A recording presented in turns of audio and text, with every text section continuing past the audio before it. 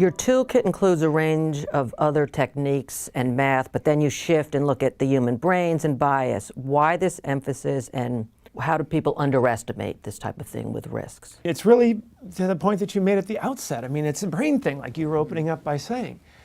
We go through all this math and we go through the scenarios and the root cause. And when I'm walking through workshops with people, when I'm going through and doing, post-incident diagnoses and saying, what happened here? So much of it turns out to be the brain things, right? It turns out that there are these formal, well-documented biases. A lot of the research in this area comes out of the public health space. I mean, why do people substance abuse or are alcoholics or all these sorts of issues?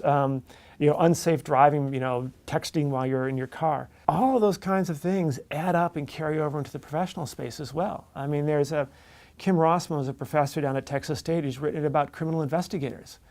Why do people pursuing a serial killer, why do police officers pursue the wrong suspect? In the face of evidence that tells them that they are pursuing the wrong, they're engaging what's called confirmation bias. They look at everything that happens and they use that to confirm the suspect that they're already chasing. And it's not until several more bodies pile up with that person under clear surveillance that they go, maybe we got the wrong person that we're after, tracing.